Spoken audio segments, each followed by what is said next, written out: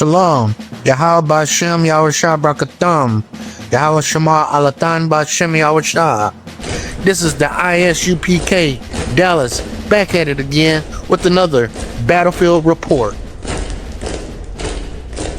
It's the Texas Standard. I'm David Brown. Most folks probably don't think about organ donation until it's time to re-up their driver's license, but a recent report by the Washington Post revealed some disturbing whistleblower allegations about how the organ exchange industry works in Texas and beyond.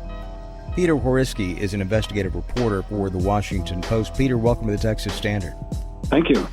You begin your story centering around a whistleblower in the healthcare field working at Parkland Health in Dallas. Can you say more about who this person is and what he noticed that led him down this path? Right. He was the administrative director for the kidney transplant program at Parkland Hospital, and he noticed something that disturbed him quite a bit.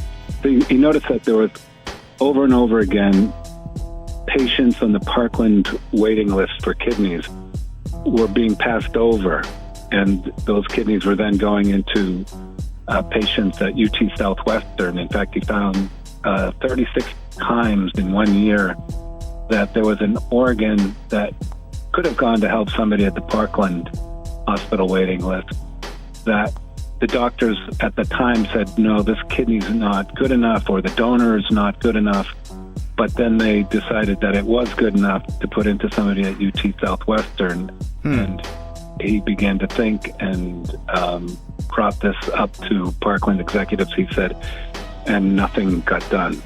He also noticed that it was the same doctors were covering transplants at UT Southwestern and at Parkland. And they were the ones who were saying, on the one hand, this kidney is not good enough for the Parkland patient, but it is good enough for the UT Southwestern patient. And he was concerned. Who does Parkland serve? Maybe you can explain that. Yeah, they, I think I read somewhere that it has more poor patients than any other hospital in Texas. Around 60-something% of them were either on Medicaid or they were just straight up charity cases that the hospital covered. So they were generally speaking poor people. Parkland is majority, or is basically a county hospital where majority of the poor tend to flock to. These people know that where UT Southwestern is kind of like where the well-off, you know what I'm saying, people with money pretty much go. And you know, the majority of the poor in the United States tends to be our people. Genesis chapter 3:1, when it talks about the serpent being more subtle, the most subtle beast of the field. That means he's the most treacherous.